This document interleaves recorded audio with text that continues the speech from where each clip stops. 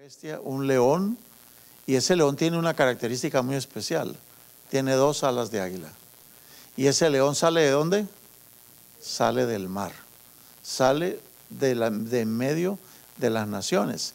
Y bueno, para los que tienen, les falta, por ejemplo, la primera hojita, o para los que estamos ahorita, vamos a colocar también las fechas. Para los que recién se nos unen, queremos decirles que Daniel 7 es lo mismo que Daniel 2. Porque hablamos nosotros de un paralelismo sinónimo. O hablamos de, ¿se acuerdan de las autopistas? Lo que se dice en Daniel 2 se repite en Daniel 7.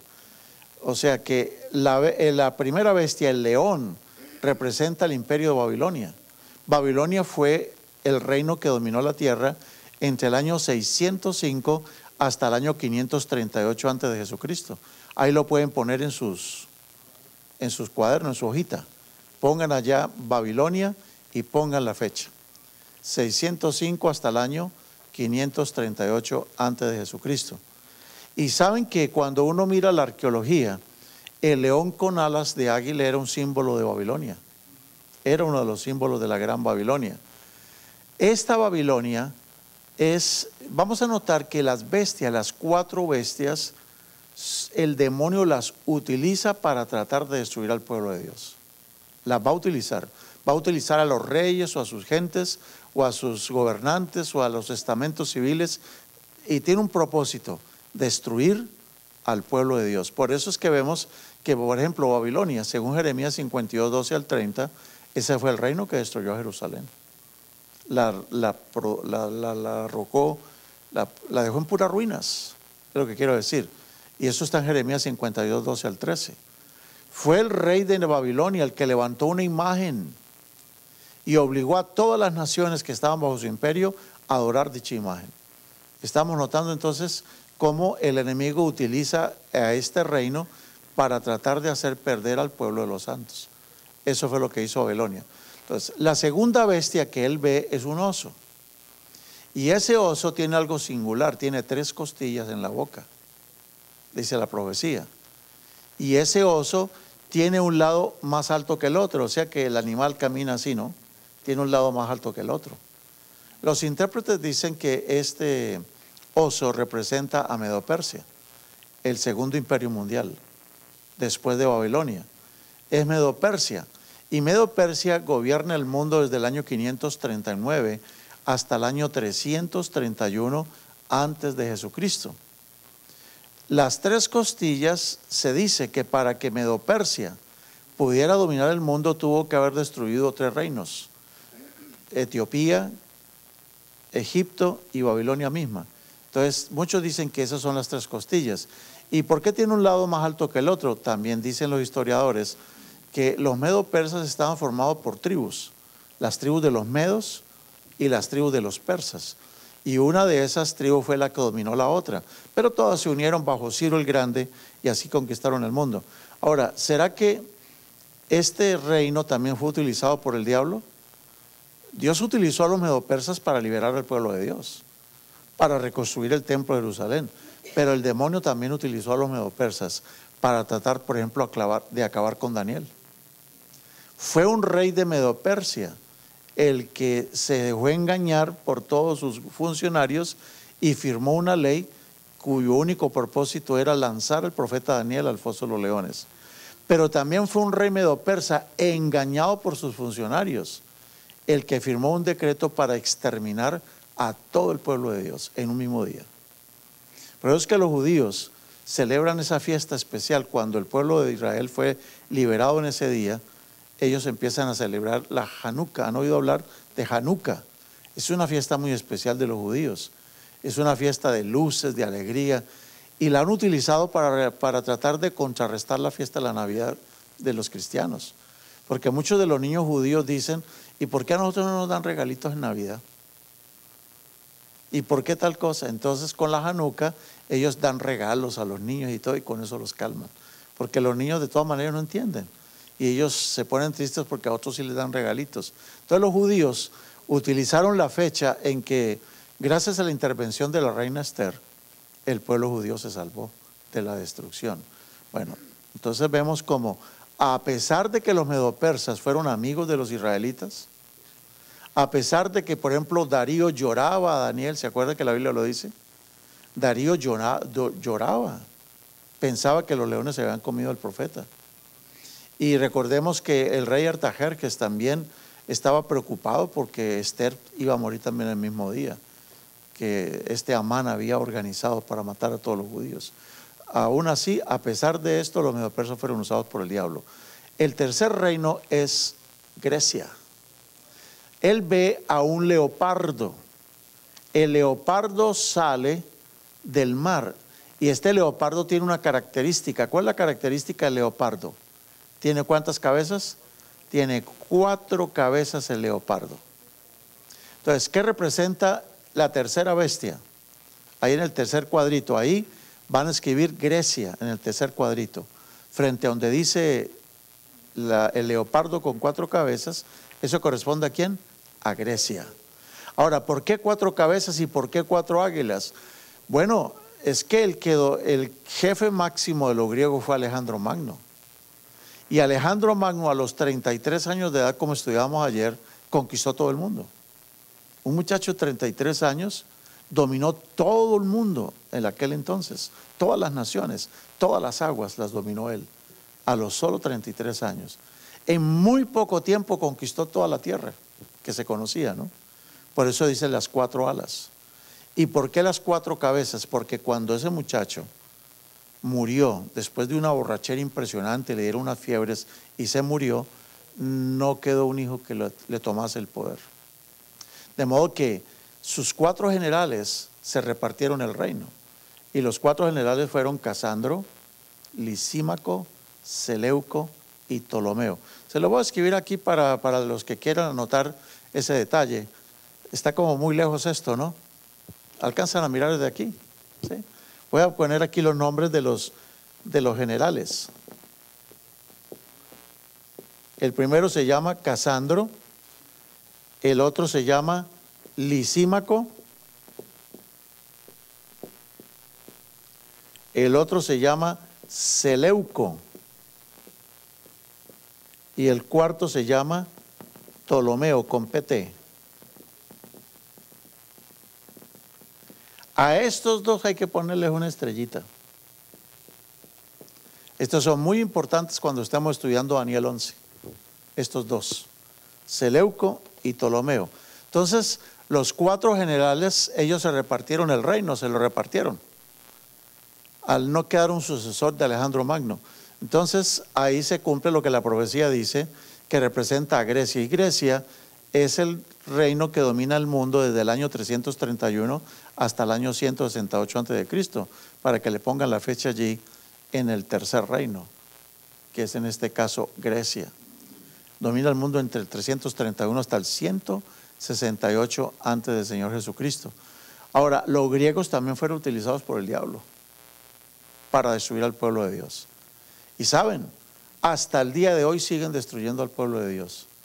Ellos no mataban a la gente, no mataron cristianos, no persiguieron cristianos, pero con su filosofía contaminaron todo el mundo. La filosofía de los griegos. Son famosos los filósofos como Platón, el famoso Platón y el famoso Aristóteles.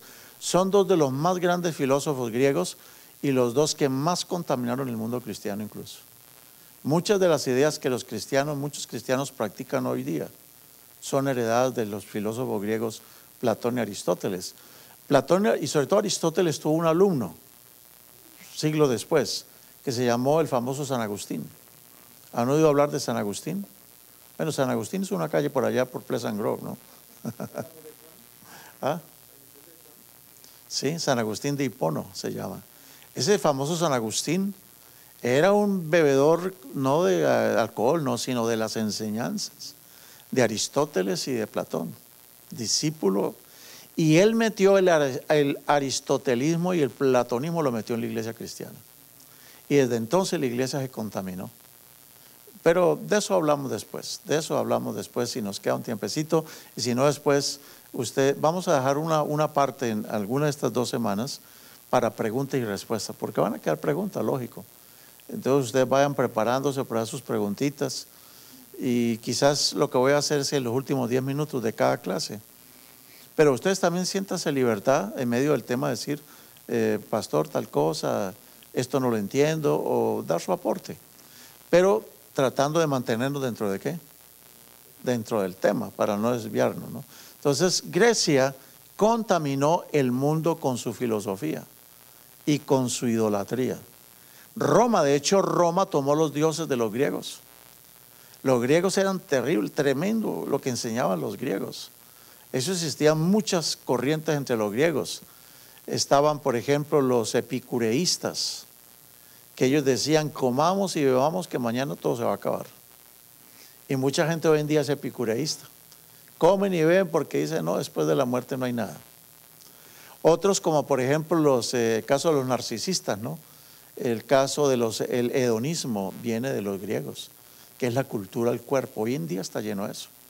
Ustedes, los grandes futbolistas como Cristiano Ronaldo, es un hedonista, cómo cuidan su imagen y tal, y andan posando, andan metiéndose en los gimnasios hoy en día, la gente idolatrando sus cuerpos. Y exhiben sus cuerpos, el hedonismo, famoso hedonismo. Pero hay muchas cosas más que los griegos enseñaron. Por ejemplo, las creencias de que Dios no se interesaba por el hombre, pero ellos tenían muchos dioses. Los dioses no querían a los hombres. Los dioses, decía mucho dentro de la mitología griega, que los hombres aparecimos por un descuido de un dios. Un día un dios, porque los dioses de los griegos eran como seres humanos y tenían pasiones como los seres humanos, se peleaban entre ellos, no se querían. Tenían muchos dioses, por eso se llama politeísmo. Y esos dioses, por ejemplo, se enseñaba de que un dios, porque tuvo temor de que uno de sus hijos le fuera a quitar el reino, cuando nacía el niño se lo comía. Eso enseñaban los griegos. Había otro dios, como un dios que, estando en amoríos, muy emocionado, pues parte de su semen descuidadamente cayó en la tierra.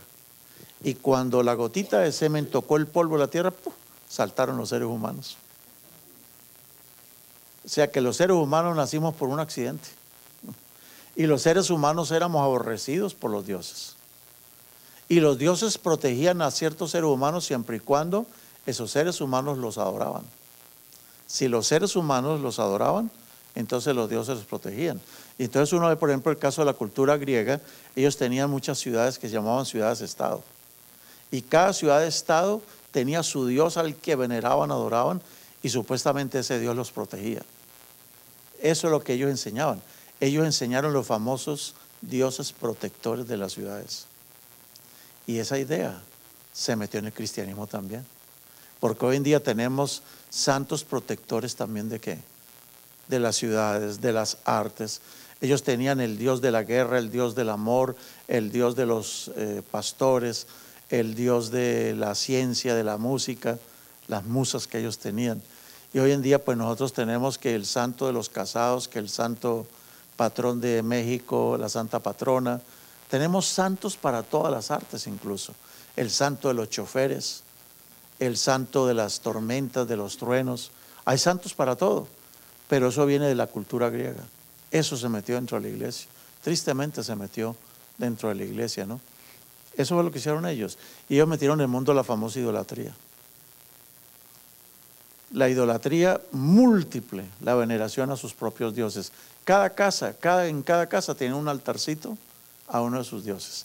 Cada familia tenía su diosito. Porque ellos tenían categorías de dioses, dioses más grandes, dioses medianos, dioses más chiquitos.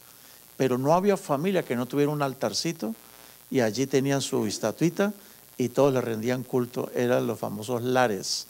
Ahí viene la palabra lar, que quiere decir hogar, los dioses de los hogares. Pero todo eso viene ¿de qué? De la filosofía ¿qué? Griega. Ellos contaminaron el mundo. Entonces, esa fue la manera en que el diablo cuando no puede matar a la gente, cuando los persigue y nada puede hacer, entonces trata de contaminar el mundo con ciertas ideas para que la gente se pierda. Por eso es que es muy astuto el demonio. Es terrible lo que él hace. Bueno, aparece la cuarta bestia. La cuarta bestia que aparece allá en Daniel capítulo 7, versículo 6, dice el profeta Daniel, y el artista le imaginó así, que era una bestia espantosa y fea, que tenía 10 cuernos en la cabeza. esa bestia, dicen, bueno, nosotros sabemos que después de Grecia, ¿qué reino apareció en el mundo? Roma pagana. Entonces, esa bestia, la cuarta bestia, ¿representa a quién? A Roma pagana. La Roma de los emperadores romanos. Es la que va entre el año 168 a.C. hasta mediados del siglo IV. ¿Qué hizo Roma pagana siendo utilizada por el diablo? El diablo, ¿cómo utilizó a Roma pagana para destruir al pueblo de Dios? Pues miren, Roma pagana, bajo el poder de Poncio Pilato, bajo el emperador, Jesucristo fue crucificado, ¿no? Casi nada. En tiempo del Imperio Romano, Cristo es crucificado. Y no solamente Cristo es crucificado, sino que se desató una persecución contra los cristianos desde el año 100 hasta el año 313. Tomen nota de eso. Del año 100 hasta el año 313 fueron las más terribles persecuciones de Roma pagana contra la iglesia cristiana. Miles, miles y decenas de miles de cristianos murieron en los circos romanos, murieron en las estacas, devorados por leones, devorados por perros salvajes. Fueron masacrados literalmente. Pero la sangre de los cristianos era como semilla. La sangre de los cristianos era semilla, porque entre más mataban cristianos, más gente salía. Fue impresionante la gran persecución contra la iglesia cristiana, y eso lo hace Roma pagana. Ahora, cuando Roma pagana terminó su poderío, recuerden ustedes que lo decíamos ayer, que el emperador romano se fue a vivir a Constantinopla. Y hay un rey muy importante en el año 313. Ese rey se llama Constantino el Grande. Constantino el Grande, en el año 313, dio un decreto por el cual se terminaba la persecución contra los cristianos. Hay una historia, es toda una novela, tiene hasta una película de la conversión de Constantino. Hay mucha leyenda alrededor del famoso Constantino I, Constantino el Grande. Dicen que su mamá, llamada Santa Elena, la famosa Santa Elena, se convirtió al cristianismo. Los cristianos se estaban metiendo por todas partes. Y en ese momento, cuando Constantino el Grande está luchando para tratar de tomar el poder porque tenía enemigos, cuando él está tratando de tomar el poder, él descubre que tiene un enemigo peor, que son los cristianos, porque los cristianos se estaban metiendo por todas partes.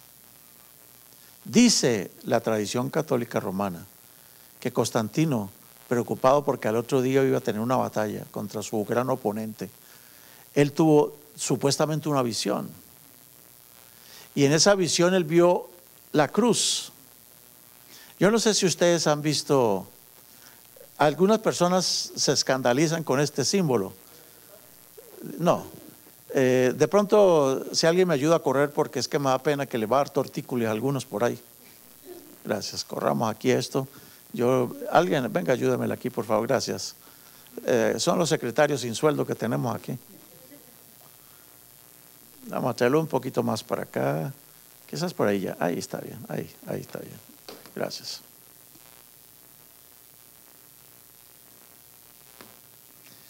Entonces, él en la visión, supuesta visión o sueño que tuvo, vio un símbolo. Y ese símbolo tenía que ver con Cristo. Y él vio algo como así, que vio un símbolo así. Ok. Y entonces,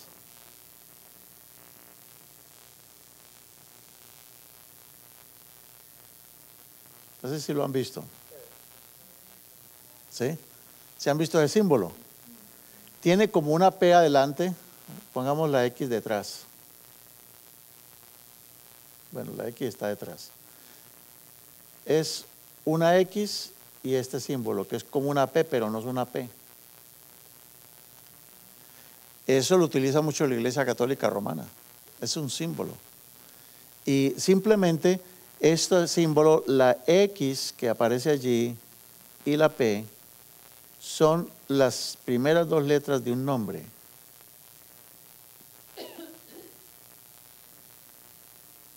Cristos. Cristos es Cristo.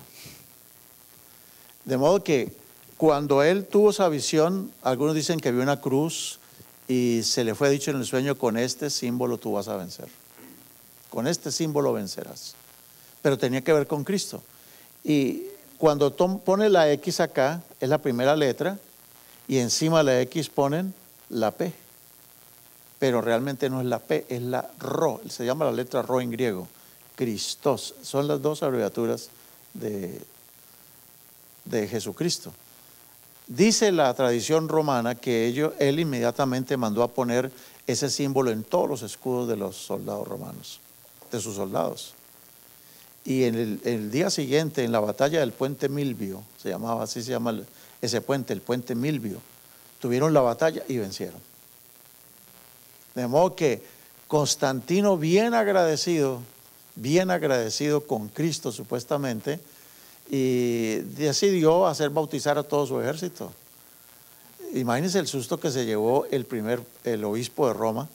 Ellos pobrecitos andaban escondidos por todos los lados por las persecuciones, cuando de pronto manda a llamar al obispo de Roma, y el obispo de Roma pues se asustó, creyó que lo iban a matar. ¿Y cuál no sería su sorpresa cuando le dice: yo quiero que me bautice todos mis soldados? Él no se bautizó. Dice que cuando por allá al final de sus vidas, dice que le dio una lepra. Le dio una lepra, y entonces el Papa, el obispo de Roma, en aquel entonces Vigilio, dice que fue a visitarlo y que lo sanó, y después de que lo sanó el hombre decidió bautizarse, pero al final de sus días. Este señor es muy importante en la historia, Constantino, el famoso Constantino el Grande, porque gracias a eso ocurrió algo. La historia del cristianismo se partió en dos. Hasta Constantino el Grande la iglesia cristiana era perseguida. Fue perseguida terriblemente. Pero póngale mucho cuidado porque tiene que ver con el tema de ayer. Mire lo que ocurre. La iglesia que era perseguida ahora pasa a ser la iglesia del Estado. Y se forma una alianza entre el emperador Constantino y el obispo de Roma. Ellos dos se unen.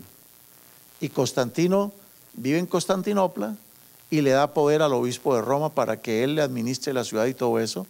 Y a partir de ese entonces, los obispos de Roma eran como decir el alcalde o el presidente esa municipal. Eran los que defendían. Algunos obispos defendieron incluso Roma con ejércitos, pero algunos solamente con la cruz, con el evangelio, qué sé yo. Bueno, entonces, a partir del año 313, que estamos hablando del siglo IV, se cambia el panorama.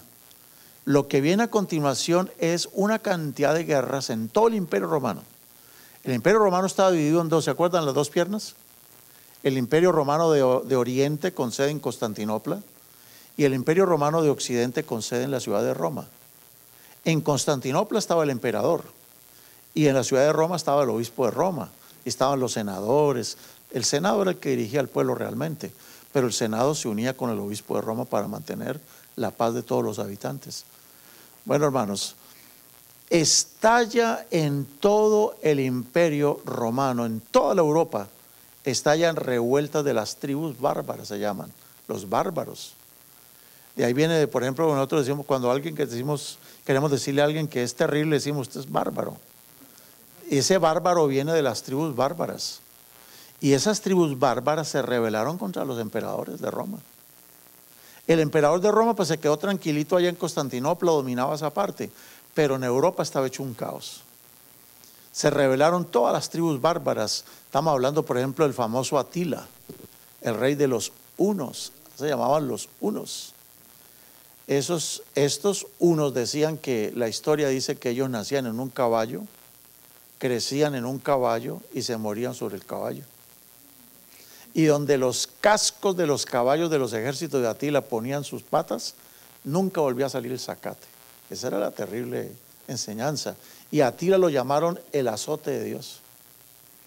Porque ese Atila barrió con todas esas naciones.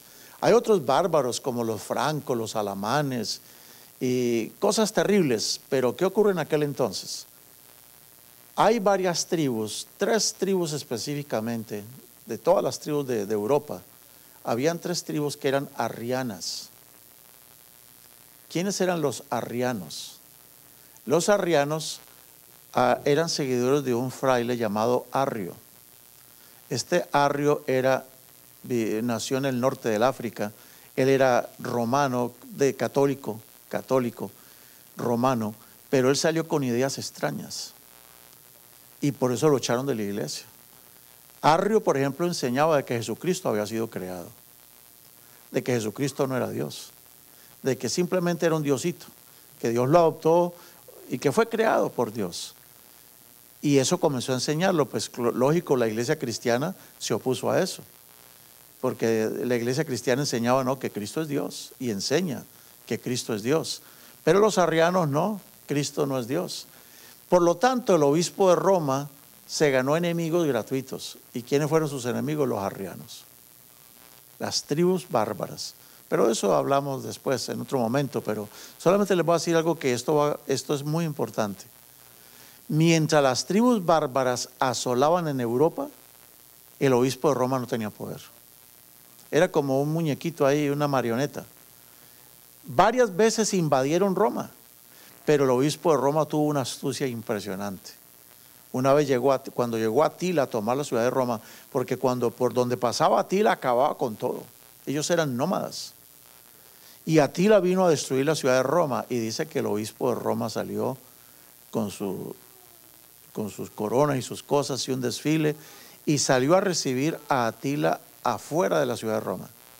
De alguna manera el obispo de Roma logró que Atila no destruyera Roma, sino que por billete, por dinero, por monedas, le dijo, mire, yo te pido, por favor, si tú quieres entrar, entra a Roma, pero no me la destruya y te voy a pagar aquí. Y le pagó su cuota. Y Atila entró y le respetó las iglesias cristianas, respetó al obispo. Y claro, todos los ciudadanos de Roma vieron que el obispo fue capaz de ¿qué? El único que pudo contener a Atila fue el obispo de Roma. Entonces, de esas noticias fueron llegando a Constantinopla. Este obispo de Roma, más que un obispo religioso, es una persona que tiene mucha influencia. Y seguían con sus enemigos. Todas las otras tribus invadieron también Roma, pero no la destruían, porque el obispo de Roma intervenía para que no la destruyeran. Hasta que finalmente las tribus bárbaras arrianas fueron destruidas por los ejércitos romanos que venían de Constantinopla. Hay un personaje muy famoso, se llama Belisario. Este Belisario fue el que logró derrotar a varias tribus bárbaras, los destruyó. Y esos que antes se le oponían al obispo de Roma para tener poder fueron eliminados. Al quedar sin enemigos en Roma, el emperador Justiniano nombró al obispo de Roma como cabeza de la ciudad y ya con poderes políticos y todo. De modo que surge un nuevo reino en la tierra. Un reino que llegaría a dominar todas las naciones y que era un rey tanto religioso como político. Se convirtió en un jefe de Estado. Nadie más defendía a Roma sino este obispo. Era el obispo de Roma. Entonces, por eso nosotros vamos a ver que de los 10 cuernos que tiene esa bestia, hay 3 cuernos que se le caen. ¿Y cuáles fueron los 3 cuernos que le cayeron? Las 3 tribus arrianas que se le oponían al obispo de Roma, los érulos, los ostrogodos y los vándalos, creo, sí. Vándalos, érulos y ostrogodos se oponían al obispo de Roma, fueron eliminados. Y ahora el obispo de Roma queda con mucho poder. Por eso, en la profecía dice que al caerse los 3 cuernos, de en medio de la cabeza de esa gran bestia, de ese gran reino, surge un cuerno muy pequeñito. Muy pequeñito. Era pequeño. Pero ese cuerno tenía algo muy especial. ¿Qué tenía? Ojos y tenía ¿qué? Una boca. ¿Y qué hace ese cuerno pequeño? Según Daniel 7:8, ese cuerno que tenía ojos como de hombre y una boca que hablaba grandes cosas, hizo algo terrible que está en Daniel 7:25. Muy importante, Daniel 7:25. Hay 2 versículos en el libro de Daniel que son súper importantísimos. Son Daniel 7:25 y Daniel 8:14. Pero mira lo que dice Daniel 7:25. De que ese cuerno pequeño iba a hacer 3 cosas terribles. Número 1, ¿qué iba a hacer? Hablar palabras ¿contra quién? Contra el Altísimo. ¿Quién es el Altísimo? Segundo, a los santos del Altísimo, ¿qué les iba a hacer? Los iba a quebrantar. Y número 3, ¿qué pensaría hacer este personaje? Cambiar los tiempos y cambiar la ley de Dios. 3 cosas terribles ¿Qué tres cosas terribles hace el cuerno pequeño? Habla palabras contra el Altísimo, a los santos del Altísimo quebranta, y lo tercero es que él piensa ¿en qué? En cambiar los tiempos y en cambiar la ley. ¿Qué es eso de cambiar los tiempos? ¿Cuántos quieren saber qué es eso de cambiar los tiempos? ¿Cuántos quieren saber? El jueves. Cuando regresemos el jueves, vamos a hablar del cambio de los tiempos. Eso es espectacular lo que dice allí, lo que este personaje intentaría hacer. Pero hoy vamos a concentrarnos en la última parte, en dos partes de aquí, en que quebranta a los santos del Altísimo y empieza a cambiar la ley. Y dice Daniel 7:25, y esto va a ser clave ahora para saber quién es el cuerno pequeño realmente. Dice, serán entregados en su mano hasta tiempo y tiempos y medio tiempo. ¿Qué es eso? ¿Qué será eso? De tiempo, tiempos y medio tiempo. Y es el cuerno pequeño. Dígame una cosa, ¿será que el cuerno pequeño es Cristo? ¿No? ¿No es Cristo? ¿Por qué no? Primero que todo porque Cristo no habló palabras contra el Altísimo, ¿no? Número dos, Cristo no persiguió a los santos. Y que yo sepa, en palabras del mismo Cristo en Mateo 5:17, Él dijo, no penséis que yo he venido a cambiar la ley. Yo no he venido a cambiar la ley, dice Jesús. Yo no he venido a cambiar la ley. Pero Daniel 7:25 sí nos dice quién le iba a cambiar. Entonces, cuando yo digo que Cristo cambió la ley, estoy diciendo que Cristo es el cuerno pequeño, ¿no? ¿O no? Pues si yo digo que A es igual a B y B es igual a C, por lo tanto A es igual a C, ¿o no? Si yo digo que si Daniel 7:25 dice que el cuerno pequeño que surge de la Roma pagana, ese rey es el que hace tres cosas: habla palabras contra Dios. Número dos, le hace guerra a los santos. Y número tres, piensa en cambiar los tiempos de la ley. Eso hay que subrayarlo muy bien. Él piensa que cambiar la ley. Entonces Cristo no puede ser ese personaje. Porque si yo digo que Cristo lo hizo, entonces estoy diciendo una blasfemia. Estoy comparando a Cristo con el cuerno pequeño. Y Cristo no es el cuerno pequeño. Dice que toda la tierra será entregada en las manos del cuerno pequeño por un espacio de tiempo que se llama ¿cómo? Tiempo, tiempos y medio tiempo. ¿Cómo entendemos todo eso? Miren, dice en Daniel 7:9 que mientras el cuerno pequeño, por lo tanto vamos a ir escribiendo ya, por lo menos en el cuadrito donde habla el cuerno pequeño, simplemente Roma papal. Ese es el quinto reino de la tierra, Roma papal. ¿Y cuándo Roma papal toma el poderío del mundo? Ahorita les vamos a poner la fecha para que la pongan. Dice la Biblia que mientras yo miraba, él está hablando de lo que el cuerno pequeño hace. Dice, mientras yo miraba, fueron puestos tronos y un anciano de muchos días se sentó. El tribunal se sentó en juicio y los libros fueron abiertos. Entonces, según esto, hay un juicio. ¿En qué época? ¿En la época de quién? ¿Cuando todo el mundo se haya muerto y se acabó la humanidad, o en tiempos del tal cuerno pequeño? A ver, abran sus Biblias. Vamos a Daniel 7, versículo 8. Vamos a mirar Daniel 7.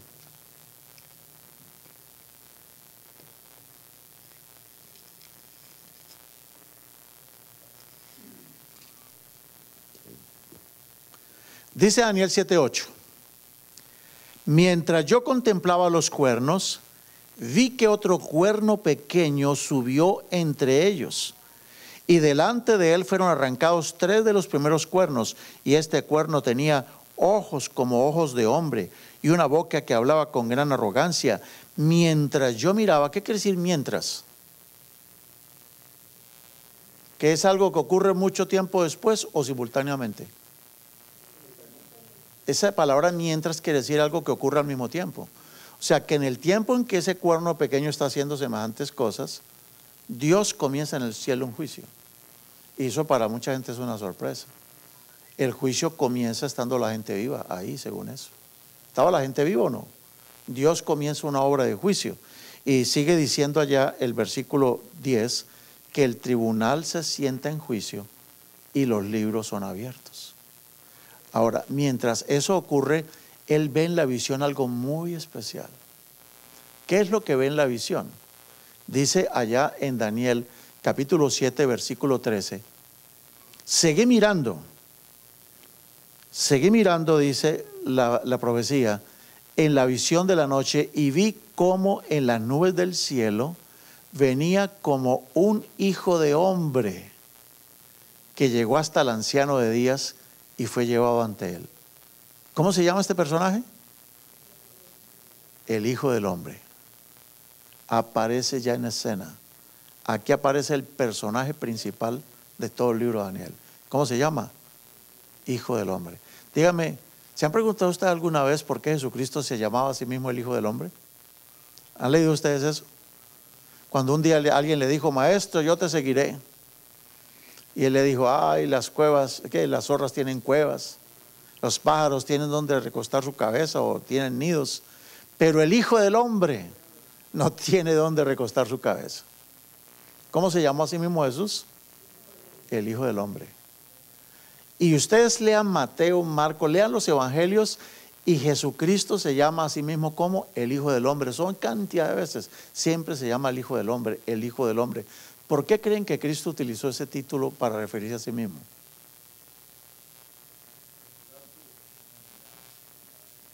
Para demostrar su humanidad. ¿Qué más? Él cita al profeta Daniel, dice, el que lea entienda. Y estamos viendo que ese título, Hijo del Hombre, aparece aquí en el libro de Daniel. Y ese Hijo del Hombre es el que llega delante de ¿quién? Viene en las nubes de los cielos. Cuando Cristo ascendió a los cielos, ¿en qué subió? En las nubes. Y yendo en las nubes de los cielos, llegó ante la presencia de ¿quién? Del Padre. ¿Y qué ocurre cuando llega ante la presencia del Padre? Dice que Cristo ascendió a los cielos, el Hijo del Hombre, asciende a los cielos ¿para qué? Para recibir ¿qué? El dominio, la gloria, el reino y todos los pueblos, naciones y lenguas le sirvieron. O sea, Cristo asciende a los cielos no solamente a interceder por nosotros, Cristo ascendió a los cielos a reclamar lo que le pertenece, a reclamar el reino, el dominio y el poder. Y dice Daniel 7:14 que su dominio es eterno, que nunca pasará, y su reino uno que nunca será destruido. Y sigue diciendo entonces la escritura, más adelante ahorita lo vamos a ver, que después de eso, ¿qué es lo que va a ocurrir? Que el cuerno es destruido y los santos reciben el reino. Momento de hacer entonces un pequeño resumen antes de seguir avanzando en el tema, porque lo que viene está terrible. Vamos haciendo aquí el paralelo. La cabeza de oro corresponde ¿a quién? Al león. Entonces, por ejemplo, los que no habían llegado los días anteriores, ya pueden buscar la hojita número 1 y ponerse al día. Busquen la hoja número 1 los que no habían venido la primera noche y aprovechen para ponerse al día, porque ahí tienen 2 columnas, 3 columnas en la hojita número 1, los que no habían venido la primera noche. Y noten ustedes cómo, ¿sí? Al frente de la cabeza de oro, en la siguiente columna al frente, ¿qué van a colocar? ¿Qué van a colocar? El león. ¿Sí? O sea, ustedes tienen allá esa columna donde dice Daniel 2, ahí dice oro, plata, bronce. ¿Sí han visto que en la columna número 1 están los metales? Donde dice luego Daniel 7, en la primera columna que vamos a poner, león. El león de Daniel 7, ¿a quién corresponde? A Babilonia, a la cabeza de oro. Es lo mismo que decir Babilonia. El segundo animal que se ve, ¿cuál es? El oso. Entonces, el pecho de plata, al frente que vamos a poner, el oso. O sea, es el oso, es el mismo pecho de plata. El oso es el pecho de plata. Entonces, el tercer renglón es ¿qué? ¿El vientre de qué? De bronce. Entonces, ¿qué corresponde al vientre de bronce? El leopardo, que es Grecia. Corresponde el leopardo. Vamos a poner el leopardo. Eso es Grecia. Llegamos al renglón número 4 que ustedes tienen, que dice las piernas de hierro. ¿Qué corresponde a las piernas de hierro? La bestia espantosa. Hay que poner la bestia espantosa y entre paréntesis pongan Roma pagana. Sí, las piernas de hierro corresponden a la bestia espantosa y terrible. Ahora llegamos a los pies de hierro y de barro. ¿Quién representa a los pies de hierro y de barro? El cuerno pequeño. Entonces, frente a los pies de hierro y de barro, ¿quién va? El cuerno pequeño. ¿Y quién es el cuerno pequeño? Entre paréntesis, Roma papal. Es Roma papal. Fue la que heredó el poder de los emperadores romanos. Sí, Roma papal. No, cuerno pequeño. Ponemos cuerno pequeño y entre paréntesis Roma papal. El jueves le voy a entregar un bosquejo más amplio. Recuerden que ya los tengo prometido. El jueves le voy a entregar un bosquejo con todas las profecías juntas, toditas, desde Daniel 2 hasta Apocalipsis 22. Todas en una sola hoja, cuadradas. Bueno, entonces, este cuerno, vamos a concentrarnos ahorita en el cuerno. Este cuerno, ¿qué es lo que tenía? Ojos como de un hombre y una boca que hablaba, ¿qué? Grandes cosas, habla grandes cosas. ¿Qué es lo que hace específicamente? 3 cosas hace. Número 1, habla palabras contra ¿quién? Contra el Altísimo. Número 2, a los santos del Altísimo quebranta. Número 3, piensa en cambiar los tiempos. Y número 4, piensa en cambiar la ley de Dios. 4 cosas terribles hace él. Y dice que serán entregados el mundo, las naciones, serán entregados en su mano ¿cuánto tiempo? Tiempo, tiempos y medio tiempo. ¿Qué significará eso? Gracias a Dios, gracias a Dios. Bueno, ahí están los pies de hierro y de barro para los que le falta poner el cuadro al frente de los pies de hierro y de barro. ¿A quién representa? A Roma papal, junto con el falso profeta y los 10 reyes que vimos en la clase pasada. Sí, muy bien. Seguimos acá entonces. Para que podamos entender quién es realmente el cuerno pequeño, para comprobar quién es el cuerno pequeño, vamos a irnos a una visión que aparece en Apocalipsis 12. Dice Apocalipsis 12 que se ve a una mujer parada sobre la luna. La mujer está encinta, a punto de dar a luz, está a punto de dar a luz un hijo. Y dice la escritura que también otra señal apareció en el cielo. Un gran dragón escarlata que tenía 7 cabezas y 10 cuernos. En sus cabezas tenía 7 diademas. ¿Qué trató de hacer? Se paró frente a la mujer que estaba para dar a luz a fin de devorar a su hijo tan pronto como naciera. ¿Quién es ese dragón? El mismo Apocalipsis 12 dice que es el diablo, que es Satanás. ¿Y quién será esa mujer? Esa mujer que está a punto de dar a luz un hijo. ¿Será la Virgen María, la guadalupana? ¿Será? Y dice que ella dio a luz ¿qué? Un hijo varón. Y ese hijo varón es el que va a regir todas las naciones con vara de hierro. Oh, entonces ¿quién es el hijo del hombre de Daniel 7? Que recibe todos los reinos. Es el hijo de esa mujer. O sea, es Jesús. Jesús es el hijo del hombre de Daniel 7. Porque él dice que él asciende al anciano de padres, él asciende hacia el anciano de días para recibir ¿qué? El reino, el poder y la gloria. Y aquí está diciendo que el hijo que tuvo esa mujer es la que recibe el poder para regir todas las naciones del mundo. O sea que el hijo del hombre de Daniel 7 es Jesús. Realmente Jesús. Bueno, ese es el personaje que estamos viendo ahorita, que es el hijo que es arrebatado para Dios y para su trono, según Apocalipsis 12:5.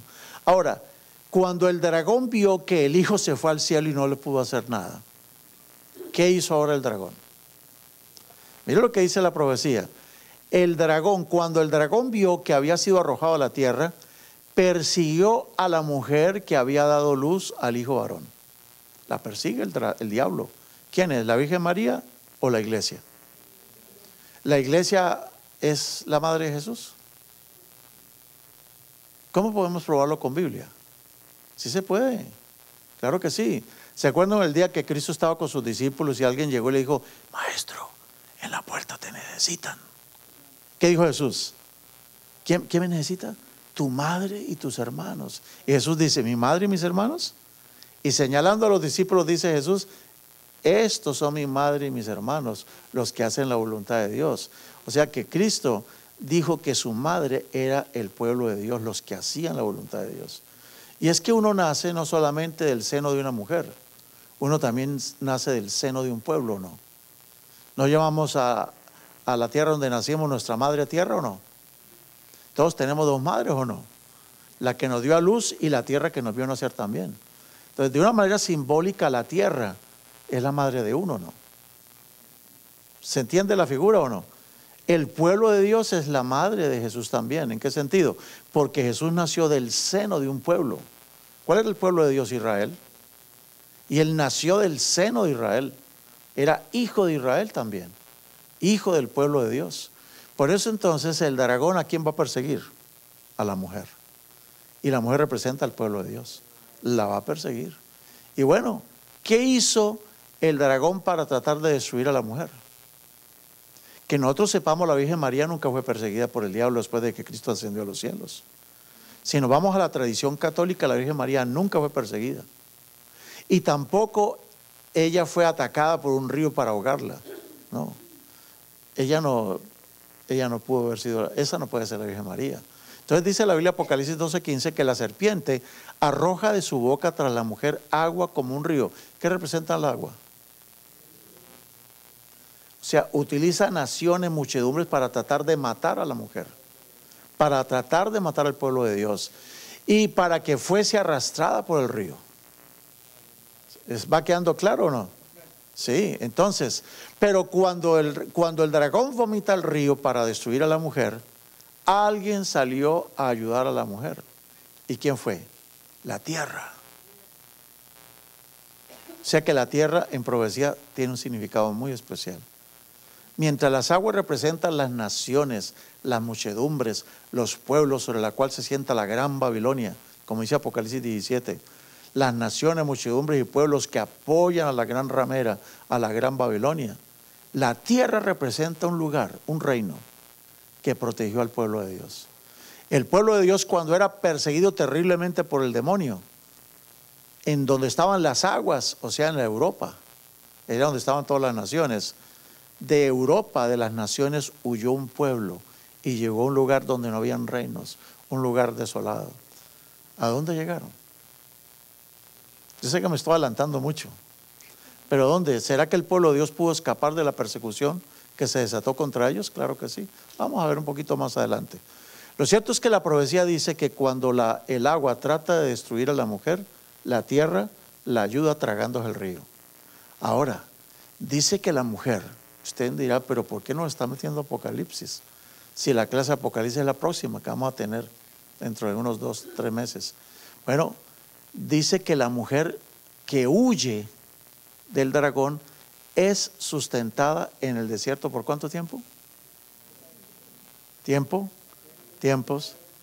¿Dónde habíamos leído eso?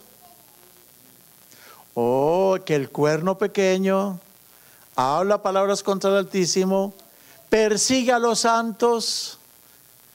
Persigue a los santos. ¿Qué está haciendo el dragón? Persiguiendo a la mujer, los santos, el pueblo de Dios. Por el tiempo en que el cuerno pequeño recibe el poder, porque dice que el cuerno pequeño recibe el poder ¿por cuánto tiempo? Por tiempo y medio tiempo. Esa es la misma cantidad de tiempo que la iglesia es protegida en algún lugar. Pero es el tiempo del cuerno pequeño. Es en el tiempo del cuerno pequeño. Ahora, ¿pero qué quiere decir eso de tiempo y medio tiempo? Sigamos leyendo. A mí lo que me fascina de la Biblia es que ella sola se explica. Ven ustedes, Apocalipsis 12:14 dice que la mujer cuando es perseguida por el demonio es protegida en la tierra por tiempos y medio tiempo. Apocalipsis 12:14. Bueno, dice la Biblia ya en Apocalipsis 12:6. Wow, aquí está la respuesta. Dice que la mujer huyó al desierto, donde tenía preparado un lugar por Dios para ser sustentada. ¿Por cuánto tiempo? Oh, entonces ya sabemos qué significa tiempo y medio tiempo. Tiempos y medio tiempo significa ¿qué? 1260 días. ¿Es lo mismo o no? ¿Y por qué es lo mismo? Porque lo está diciendo el mismo profeta. El mismo profeta nos explica qué significa. Me hago entender. Mire, en el anterior versículo dice que la mujer que huye del dragón es, mire las palabras, es sustentada, subrayen esa palabra, sustentada, ¿por cuánto? Por tiempos y medio tiempo. Entonces, utilizando lo de las autopistas, ¿se acuerdan? Lo que estudiamos de las autopistas, que lo que dice en un versículo, vuelve y lo repite en otra parte, lo mismo, pero con otras palabras. Ok, ¿se acuerdan de los carritos blancos, amarillitos y rosaditos? Los que estuvimos en la primera clase, creo que fue así. Bueno, lo que estamos diciendo es que algo que se llama el paralelismo sinónimo. Los escritores dicen una frase aquí y más adelante la repiten de otra manera, pero la misma frase. y utilizan otros términos. Entonces, quiere decir que los términos que utilizan en esta segunda frase corresponden a los términos que utilizaron en la primera frase. Entonces, miren esta frase. La mujer es sustentada, sustentada, sustentada por tiempo, tiempos y medio tiempo. Ahora miren el pasaje paralelo, sinónimo. Dice que la mujer es ¿qué? Sustentada. ¿Notaron la misma palabra? Sustentada en el desierto, ¿por cuánto? 1260 días. Entonces, ¿cuál es la conclusión? El cuerno pequeño dominaría el mundo ¿por cuánto tiempo? Por 1260 días. Bueno, 1260 días, entonces es lo mismo que decir que tiempo, tiempos y medio tiempo. Oh, aquí descubro que el cuerno pequeño es la misma bestia del mar, de Apocalipsis 13. Es la misma bestia, Apocalipsis 13, porque noten lo que está diciendo Apocalipsis 13, que la bestia que sale del mar tiene autoridad para gobernar las aguas, las naciones del mundo, por 42 meses. ¿Y cuántos son 42 meses? Si un mes tiene 30 días, 42 por 30, ¿cuánto da? 1260 días. Entonces, cuando tú leas en la Biblia tiempo, tiempo y medio tiempo, es lo mismo que decir que 1260 días. Es lo mismo que decir que 42 meses. ¿Es lo mismo o no? Es lo mismo. Bueno, ¿qué quiere decir días en profecía? Ahora llegó la parte súper clave también. El Señor le explica a Ezequiel, un profeta que vivió en el tiempo de Daniel. Ezequiel vivió en los tiempos del profeta Daniel también. Y Dios le explica al profeta Ezequiel, le dijo, yo te he asignado un número de días equivalente a ¿qué? A los años del pecado de ellos. Ezequiel 4:5. Ezequiel 4:5. Y dice Ezequiel 4:6, te he fijado un día por año. ¿Se acuerdan cuando los espías hebreos fueron a recorrer la tierra de Canaán? La recorrieron en 40 días. Y cuando ellos regresan, Dios los castiga porque ellos trajeron un mal reporte. ¿Y por cuánto tiempo castigó Dios al pueblo de Israel? ¿Por cuánto tiempo? 40 años. ¿Y por qué 40 años?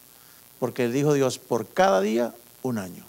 Entonces, en profecía, en lenguaje profético, cuando tú leas en las profecías, en los libros proféticos, no en cualquier parte, tiene que ser un libro profético, tú leas días, sepas que está hablando de ¿qué? De años. Entonces, ¿cuánto tiempo domina el cuerno pequeño del mundo? 1260 años. ¿Qué otro nombre tiene el cuerno pequeño? La bestia del mar. Y ese cuerno pequeño, la bestia del mar, un día sufrió una herida. Dice Apocalipsis 13:3, una de sus cabezas estaba como herida de muerte. ¿Cuándo se cumplió esto? Mira, el papado dominó el mundo entre el año 538 hasta el año de 1798. Eso está en la historia. El papado sube al dominio del mundo en el año 538, gracias a los francos, gracias a los reyes de Francia. Francia le dio el poder a Roma, fue la que le dio el sustento de sus ejércitos. Los reyes carolingios se llaman ellos, Clodoveo, Pipino el Breve. Estos reyes le dieron el apoyo a Roma. Dijeron, hagamos una cosa, usted nos protege a nosotros y nosotros le protegemos a usted. Hicieron la unión de alianza y Estado. Fueron los francos los que le dieron el poder. ¿Y saben ustedes quién le quitó el poder al papado? Francia. La misma que le dio el poder en el año 538, le quitó el poder en 1798, cuando Napoleón Bonaparte mandó al general francés Berthier y puso preso al papa. Lo sacaron del Vaticano preso y se lo llevaron a la ciudad de Valencia, en Francia, y allá murió en el exilio el papa. ¿Saben? Hasta 1798 el mundo temblaba con el papa. Ahora usted lea la historia de la Inquisición, lea las cosas terribles que pasaron desde el año 538 hasta 1798. El papa era el que dominaba toda la tierra. Los reyes le besaban los pies. Y los reyes, cuando iban a ser coronados, buscaban que el papa o un enviado del papa los coronase. Porque si el papa los coronaba, el pueblo los respetaba a ellos. Todo el mundo era católico, obligado también.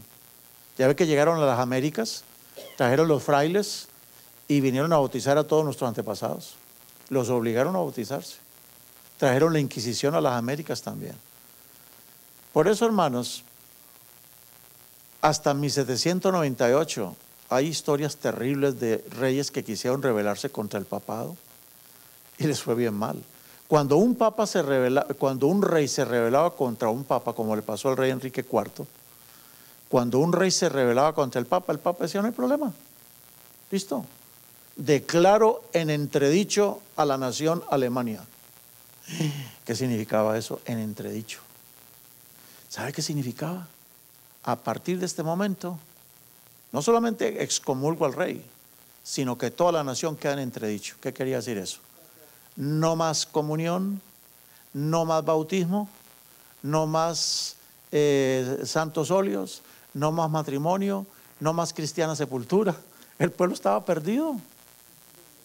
¿Qué va a hacer de nosotros si no nos van a bautizar nuestros niños? ¿Se van a ir al limbo? Si yo no me bautizo, me voy al infierno. Si no hay cristiana sepultura, se pierde toda la gente se iba a perder. Si ya los sacerdotes no estaban oficiando en las iglesias, las ánimas del purgatorio se iban a caer en el purgatorio quemándose.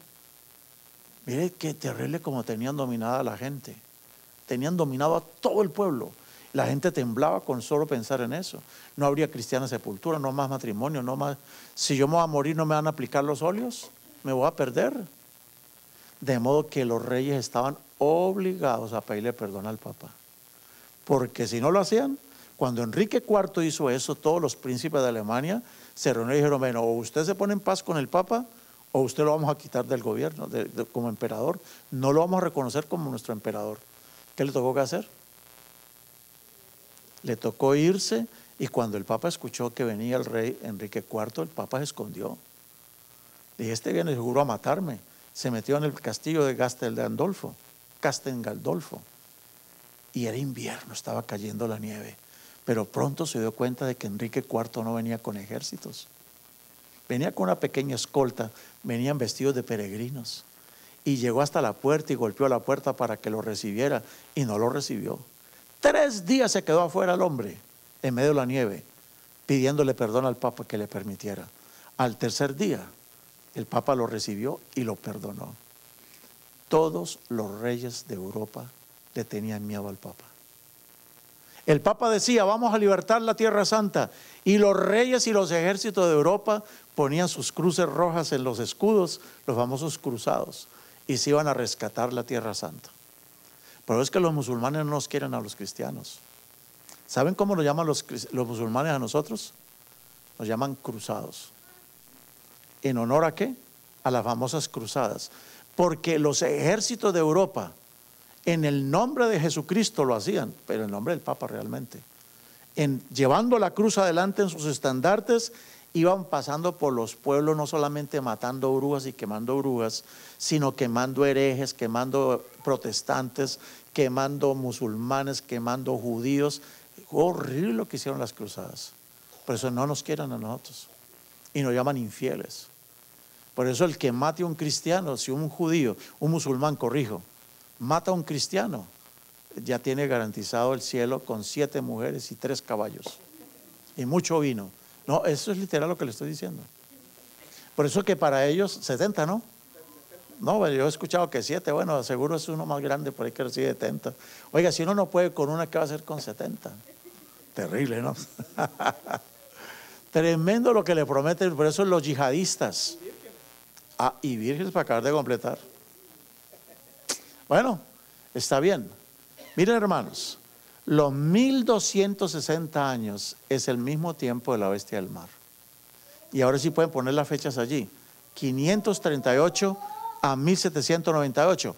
¿Pero qué pasó en 1798? El Papa tan temido se le revela a la gente.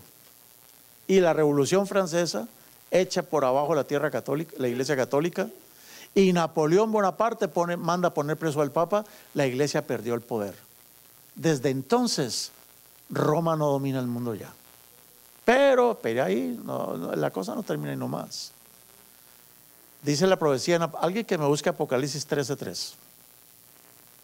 ¿Quién encontró Apocalipsis 13:3? ¿Qué dice?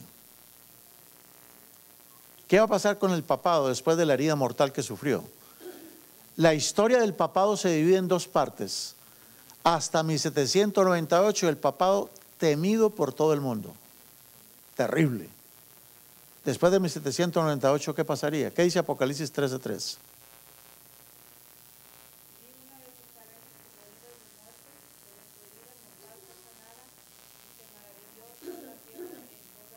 ¿Están escuchando?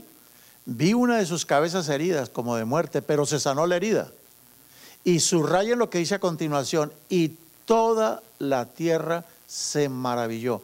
Ahora, en aquel entonces le tenían miedo, ahora están maravillados. ¿Ven ustedes el cambio? Hoy ya el mundo no ve con temor al papado, no lo ven con temor, sino que hoy están maravillados. ¿Por qué? Porque está haciendo cosas extraordinarias, ¿o no? Tenemos que reconocer, es que ¿quién como el Papa hoy en día?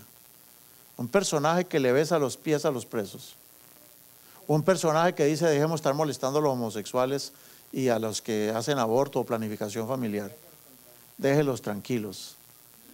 Alguien que, mejor dicho, que pide perdón por lo que sea, que no anda en el papamóvil sino en un carrito Soul de eso de la marca Kia. Es que en los Kia solamente andan los papas y los pastores.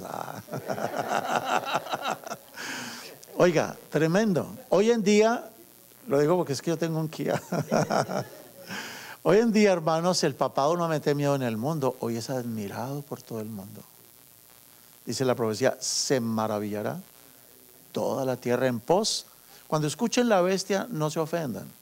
Recuerden que la bestia significa ¿qué? Un reino muy ¿qué? Muy poderoso. No he utilizado una palomita, ni un corderito, no, una bestia. Es un gran reino, es lo que quiere decir.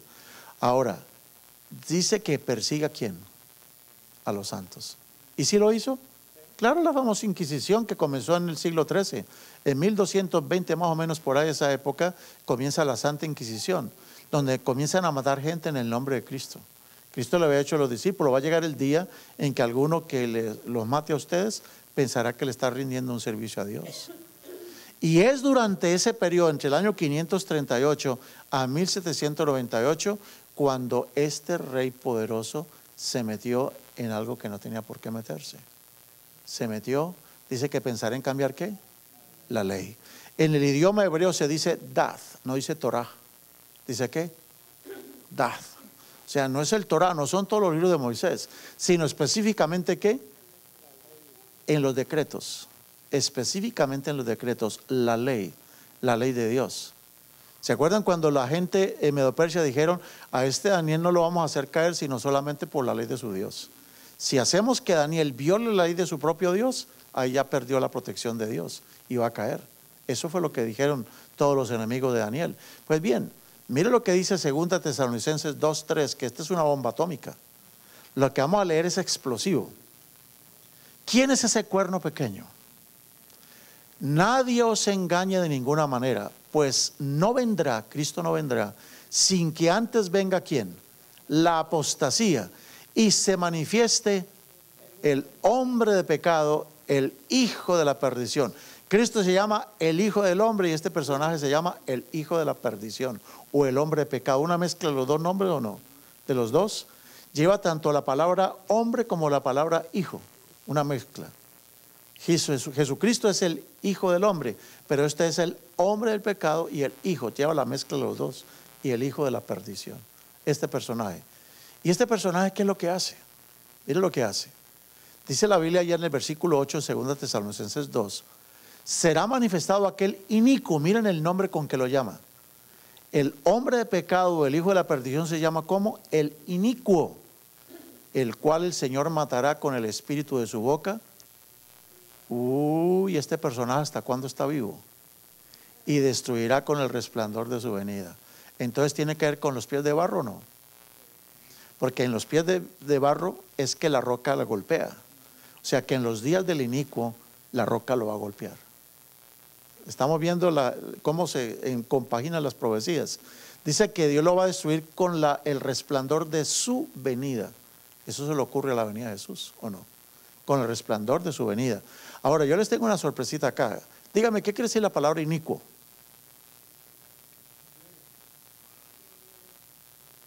¿Dónde dice eso? ¿Qué quiere decir la palabra inicuo? Traducido al español, pues, inicuo. ¿Qué era un inicuo? ¿Un qué? Malvado, un perverso. Esa es una traducción muy cortita. Esa traducción está triste, muy pobrecita. No se acerca ni a lo que dice realmente. ¿Saben cómo se dice inicuo en griego? Anótenlo y escríbanlo y averígüenlo y verá, confírmelo. La palabra inicuo en griego se dice anomos. Anomos, así está en griego. Anomos. Es una palabra compuesta donde a significa ¿qué? Sin. Y nomos significa ¿qué? Ley. Entonces, ¿quién es el inicuo? Es alguien que se especializa en algo. El inicuo es el que es sin la ley. Sin la ley. Para el inicuo, la ley es un tropiezo. Él es sin la ley. La palabra iniquidad quiere decir anomía, sin la ley. Eso es lo que hace este personaje. ¿Qué dice Daniel 7:25? De que él se pensará en cambiar ¿qué? La ley. ¿Qué tiene de especial la ley que él ataca tan terriblemente? Vamos a ver. Mire este versículo tan tremendo. Vamos a ver a qué ley se está refiriendo. Dice 2 Tesalonicenses 2:4 de que éste se opone a Dios, se levanta contra Dios y contra todo lo que se llama Dios. Y momento subrayar, específicamente con lo que tenga que ver con el objeto de culto a Dios. ¿Qué cosas tienen que ver con el culto a Dios? Dice que se opone a la ley de Dios. ¿Cuál ley? ¿A cuál ley?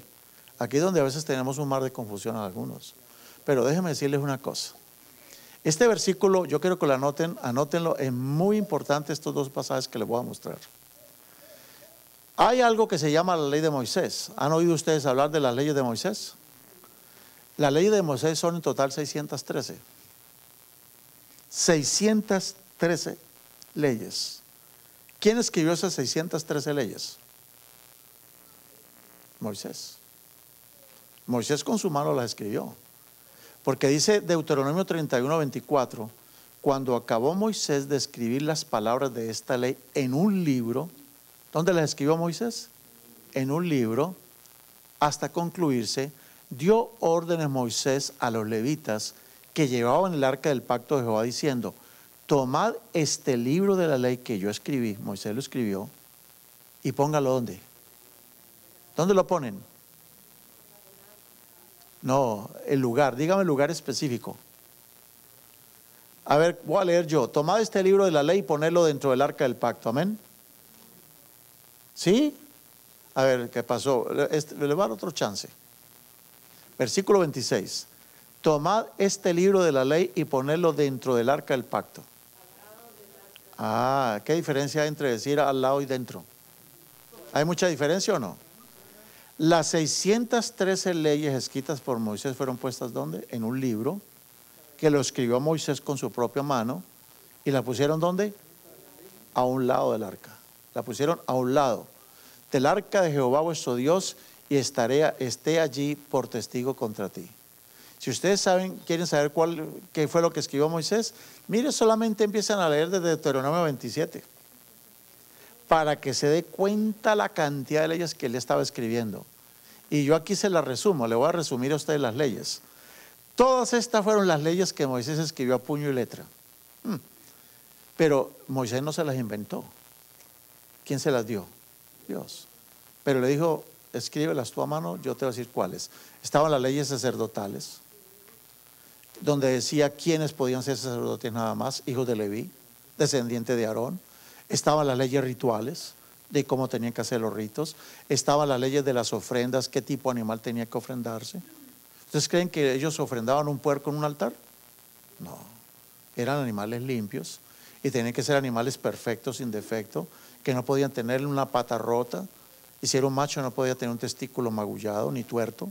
Tienen que ser animales, vea, sin defecto.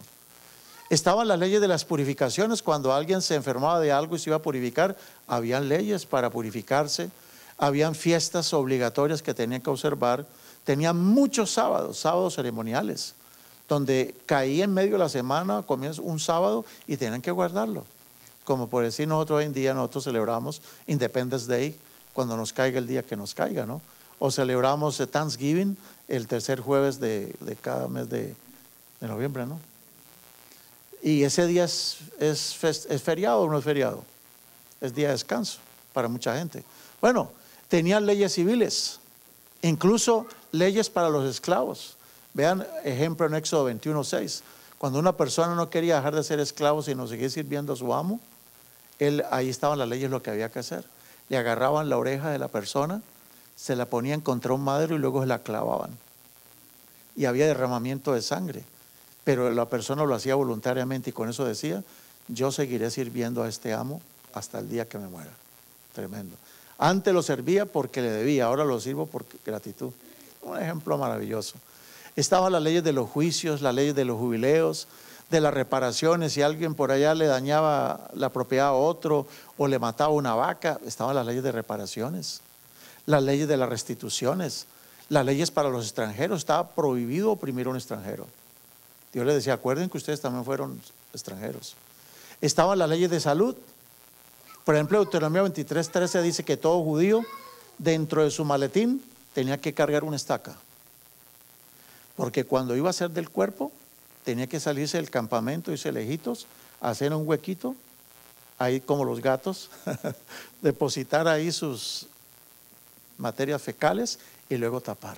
Dice: porque Dios está en medio del campamento y Dios no puede aceptar que haya excremento por ahí. Eran leyes de salud, pero tenía mucho que ver con el asunto también de la protección a la gente, ¿o no? Para evitar contaminaciones.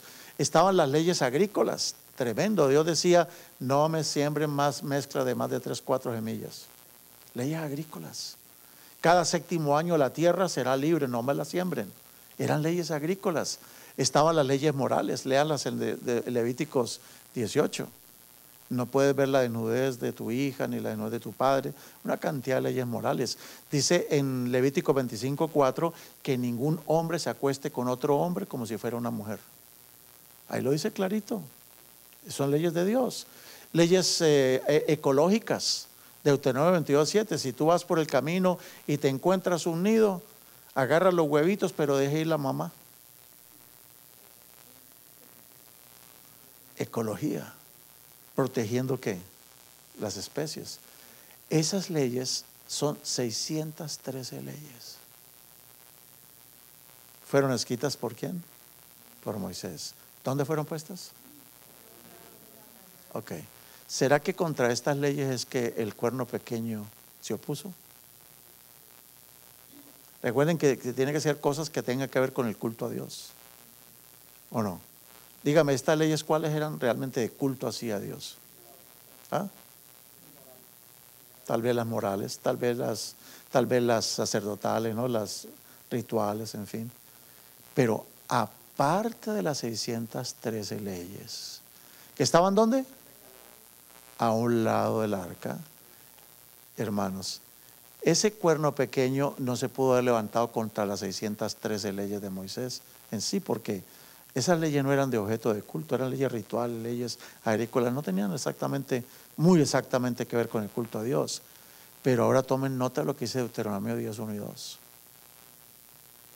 En aquel tiempo Jehová me dijo: lábrate 2 tablas de piedra como las primeras, y sube a mí al monte, y hazte un arca de madera, y escribiré. ¿Quién? ¿Moisés o Dios? Dios. Dice, es Dios. Dice, y escribiré en aquellas tablas las palabras que estaban en las primeras tablas que tú quebraste. ¿Y dónde las vas a poner? ¿Hay diferencia o no hay diferencia? ¿Qué diferencia hay entre las leyes que están dentro del arca del pacto y las que están afuerita del arca del pacto? Las que están fuerita del arca del pacto no estamos obligados ya. Pero hay muchas leyes allí que son una preciosidad. Son leyes que deberíamos seguir practicando, ¿no? Si de las 613 leyes hay leyes. Sí. No son las tradiciones. Las tradiciones es otro tema. Las tradiciones fueron las leyes que se inventaron los fariseos para asegurar que la gente cumpliera las 613. ¡Wow! Eso fue impresionante. Y cuando Cristo vino a la tierra, Cristo violó a propósito, ¿cuál creen ustedes? ¿Las que estaban dentro del arca, las que estaban a un lado del arca o las tradiciones de los hombres? Jesús violó las tradiciones de los hombres, porque ellos inventaron una cantidad de leyes y cosas, por ejemplo, para guardar el sábado. Decían que si una persona, un enfermo cargaba la camita él solo, violaba el sábado, pero si lo llevaban entre dos ya no violaba el sábado. El cojo violaba el sábado si salía con la pata de palo, pero si no salía con la pata de palo no lo violaba. Cosas así como esas, ¿no? Si una persona invitaba a la gente a comer en la casa, si los contaba, iba vos a ver, 1, 2, 3, violó el sábado. Pero si los contaba sin decir los números, no violaba el sábado. ¿Eso dónde estaba? Si una persona, vamos a decir, venía un pobre a pedir la comida a uno, ¿no? Y si la persona, yo agarraba el pan y se lo daba, yo violaba el sábado. Pero si el que me lo está pidiendo lo agarra, yo ya no violo el sábado. Si yo era carpintero y de pronto un sábado salía con el lápiz aquí en la oreja, violaba el sábado, porque el lápiz era para el trabajo. Entonces, terrible. Si una persona, por eso Jesús hacía milagros en sábado. ¿Por qué los hacía? ¿Por qué creen ustedes? ¿Para eliminar el sábado o para eliminar las falsas concepciones que tenían del sábado? Las cargas que ponían a la pobre gente. Por eso le dice en Mateo 23, ay de vosotros fariseos hipócritas, que se sientan en la cátedra de Moisés y le ponen pesadas cargas a la gente que usted ni con un dedo las quiere mover. Terrible, hermanos, terrible. Muy bien, entonces, ¿cuál de esas leyes creen ustedes que el diablo atacó especialmente? Él sabía que las 613 leyes en la cruz iban a terminar realmente. Las que estaban dentro del arca. ¿Por qué? ¿Quién de ustedes se atrevería a corregirle la ortografía a Dios? Vamos a corregir, no, Dios, aquí le faltó una tilde y nos ponemos, agarramos un martillo, un cincel y allá, Señor, aquí te faltó una tilde. ¿Quién se atreve a hacer eso? Nadie, pero sí lo hizo Roma papal lo hizo. Roma papal lo hizo. Entonces mire lo que me se imaginó el artista. Esta es una foto que yo tomé en un santuario que tienen grande. ¿Notan ustedes el rollito azul que está fuera del arca? Esos rollitos, ese era el libro de la ley o la Torá que llamaban. Pero dentro del arca se ven unas tablas de piedra, ¿o no? Esas fueron escritas por el dedo de Dios. Esas son inamovibles. Nadie puede corregir la ortografía de Dios. Pero hermanos, dice la Biblia que el cuerno pequeño se opone a Dios. ¿Qué más? Se levanta contra todo lo que se llama Dios. ¿Y qué más? Y se levanta especialmente a lo que es objeto de culto a Dios. ¿Y qué cosa es objeto de culto a Dios? Miren, hermano, yo vengo del seno de la Iglesia Católica. Soy católico apostólico, pero no romano. Remono. Católico apostólico hoy todavía. ¿Saben? Cuando yo tomé mi Biblia Nácar y Colunga, la versión católica, y la comparé con el catecismo del Padre Astete con el que yo estudié, me llevé una tremenda sorpresa. El primer mandamiento dice: no tendrás dioses ajenos delante de mí. Pero en el catecismo dice amar a Dios sobre todas las cosas. Es más o menos lo mismo, no hay diferencia. Pero el susto que me llevé fue cuando leí el segundo mandamiento. El segundo mandamiento dice: no te harás imágenes, ni te postrarás delante de las imágenes. El problema de las imágenes no es tanto la imagen, es el acto de arrodillarse delante de la imagen. Porque si fuera por imágenes, Dios mandó a hacer querubines de oro dentro del santuario. En el santuario habían imágenes. Y en las cortinas estaban figuras de querubines. Salomón mandó hacer 2 querubines altísimos. Cuando la gente estaba mordida por serpientes, Dios les mandó a hacer una serpiente de bronce. Dijo: el que mire la serpiente será sano. Pero más adelante resultaron adorando la misma serpiente de bronce y tuvieron que pulverizarla porque, oye, ustedes están equivocados. Las imágenes es solamente para una ilustración, pero tú no puedes convertir una imagen en un objeto de adoración. Si las usas para enseñanza está bien, pero para ponerle velitas, olvídate, eso no puede ser. Bueno, entonces para mí fue sorpresivo cuando yo veo que en el catecismo ese mandamiento no está. ¿Quién hizo ese cambio? ¿Ustedes creen que hoy, después de que Cristo está en los cielos, hoy sí se puede tener imágenes en los templos y adorarlas? ¿Qué dicen? No. ¿Por qué? Porque eso fue escrito por Moisés o por el dedo de Dios. Hábleme de las 613, porque nosotros no estamos obligados a estas leyes ya. Pero la del arca del pacto, la cosa está distinta. Mire lo que dice el tercer mandamiento: no tomarás el nombre de Dios en vano. Ese es mi segundo en el catecismo. Pero miren el cuarto: acuérdate del sábado para santificarlo. ¿Qué hizo Roma? Lo eliminó. ¿Y Roma qué puso en lugar? Santificar las fiestas. ¿Cuáles fiestas? Pues que el domingo de Ramos, que la fiesta de San Carlitos, de todos los santos, de las ánimas del purgatorio, la fiesta de la Asunción de María, la Ascensión de Cristo, el Corpus Christi, tantas fiestas. Y la gente, los fieles católicos, teníamos que observarlas. Entonces, no era lo que Dios había dicho en su santa palabra. Eso del sábado no era judío. El sábado fue dado en el Edén. No era judío siquiera. Bueno, dice el quinto mandamiento: honra a padre y madre. Y resulta que ese es el cuarto del catecismo. El sexto mandamiento dice: no matarás. Y ese es el quinto del catecismo. El séptimo mandamiento dice: no cometerás adulterio. Pero ese es el sexto del catecismo. El octavo mandamiento dice: no hurtarás. Pero ese es el 7 del catecismo. El noveno mandamiento dice: no hablarás contra tu prójimo. Y ese es el octavo del mandamiento, el octavo mandamiento del catecismo. Pero aquí estamos en un problema muy serio, que en la Biblia se van a acabar ya, ¿no? ¿En qué vamos en la Biblia? En el número 9. Y en el catecismo va en el 8. ¿Qué dice la Biblia el décimo? El décimo mandamiento en la Biblia dice: ¿cómo? Dice: no codiciarás la mujer de tu prójimo, ni los bienes de tu prójimo. ¿Qué hizo Roma? Por 1260 años la Biblia era prohibido leerla al pueblo. El pueblo no podía leer la Biblia. Era prohibida. Estaba en idioma distinto. Y de por sí la gente no iba a las universidades. Era gente que no podían ir a la escuela. El pueblo estuvo en ignorancia y a todos nos metieron gato por liebre. Nos hicieron creer que eran 10 los mandamientos. Claro, míralo. Número 9, no desear la mujer del prójimo. Y número 10, no codiciar los bienes ajenos. ¿Estamos bien o no? ¿Estamos bien los católicos o no estamos bien? Ahí están los 10. Ah, no, pero ¿qué nos damos cuenta? Que lo partieron en 2 para que la cuenta diera 10. Entonces, ¿había una mente detrás de todo esto o no? ¿Lo planearon o no lo planearon? Claro que lo planearon. Lo triste es que muchos hoy en día le seguimos comiendo cuento, como se dice vulgarmente, a lo que dijo este personaje. Dígame, ¿por qué esos 2 mandamientos fueron cambiados? El segundo y el cuarto. ¿Por qué razón? ¿Por qué no cambiaron el mandamiento que dice no cometer adulterio? Y así las hermanas podrían tener 5 maridos y no habría problema. ¿Sí o no, hermanas? Parece que solo los hombres podemos hacer eso. No, tampoco. ¿Por qué no cambiaron el mandamiento no robar? Así me le llevaba el Toyota, ¿es el Toyota? No, eso. Así me le llevaba la troca al hermano.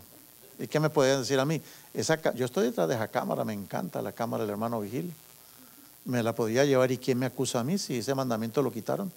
No, pero ninguno de esos. Porque es que los otros mandamientos, si no los cumplimos, son escandalosos. Será un escándalo en la sociedad. Esa es la iglesia donde le pegan al papá, porque el mandamiento que dice honra a tu padre y a tu madre ya fue eliminado. Entonces, en la iglesia de los santos que le pegan a sus papás, ¿eso no sería un escándalo en el mundo o no? La iglesia donde los hombres tienen más de 5 hermanas de mujer, ¿no sería un escándalo? Entonces el diablo no podía cambiar mandamientos que causaran escándalo en el mundo. Atacó 2 mandamientos específicamente. A ver, dígame, si me contestan esto, tuvimos la clase hoy, si no repetimos la clase. ¿Por qué creen que esos 2 mandamientos fueron cambiados, eliminados, el segundo y el cuarto? ¿Por qué creen? ¿Por qué creen que fueron cambiados? Bueno, hermanos, hay una sola razón. Vamos a pasar esto aquí rapidito. ¿Por qué creen que esos 2 mandamientos fueron cambiados? El de no hacerse imágenes y de acuérdate del sábado. ¿Por qué esos 2 mandamientos fueron cambiados por Roma? Porque dice 2 Tesalonicenses 2:4 que el anticristo se opone a lo que es objeto de culto a Dios. ¿Esos mandamientos de qué son? ¿Son de culto a Dios o no? ¿O le parece que es chueco? Dígame honestamente, ¿son de culto a Dios o no? ¿Tienen que ver con adoración a Dios? No te arrodilles delante de las imágenes, arrodíllate solo delante de mí. Eso es culto. Y acuérdate del sábado. ¿Por qué le dio el sábado? El sábado fue hecho por causa del hombre. Jesús lo dijo. Porque cuando Dios creó los cielos y la tierra, los hizo en 6 días, ¿o no? ¿Qué hizo el séptimo? Dice que Dios, si ustedes miran con cuidado Génesis 2, alguien que me busque Génesis 2:2. ¿En cuántos días creó Dios los cielos y la tierra? ¿En cuántos días? ¿En cuántos días creó todo Dios? ¿En 6 o en 7? ¿En 6 o en 7? ¿Qué le faltaba por hacer si ya el sexto día hizo todo? En 6 días, ¿no? Pero ¿qué dice Génesis 2:2? A ver, Pastor Ibarra. ¿Qué dice Génesis 2:2?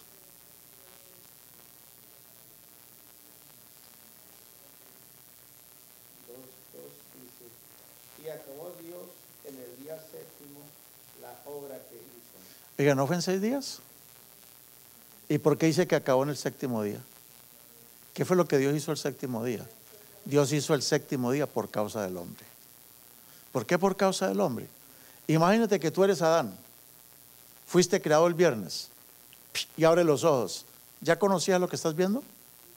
¿Sabes quién eres tú? ¿Sabes de dónde viniste? ¿Sabes quién te hizo?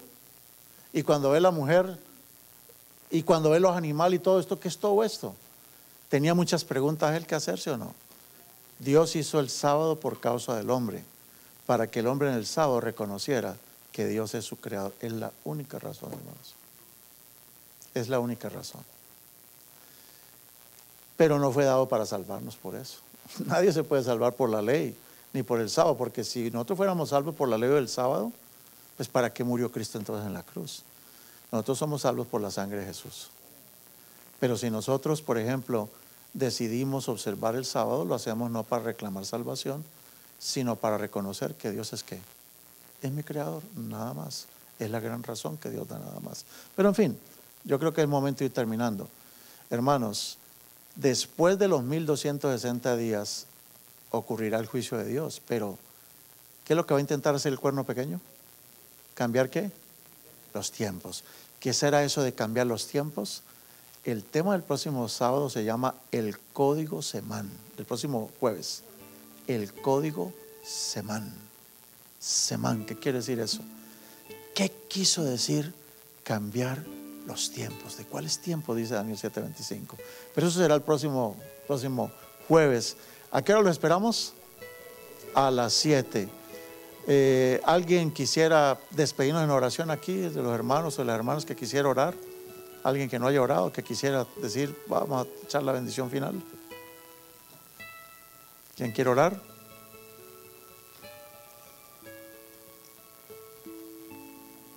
O ponemos el lapicerito hacia dar vueltas, la plumita al que señale, eso lo ponemos a orar. Hermano, ¿quiere orar? Sí, hermano, vamos a ponernos de pie y vamos a terminar con oración. Nuestro hermano Ríos, ¿no? Ríos nos va a dirigir en oración.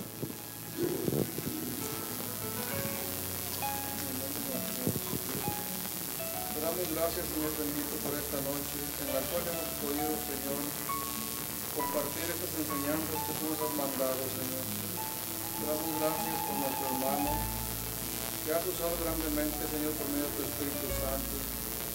Y te pedimos, Señor bendito, que nos sigas dando este deseo de poder venir a aprender, Señor, de tu palabra. Que tu Espíritu Santo nos llene, Señor, de esta bendición preciosa que tú nos mandas, Padre poderoso.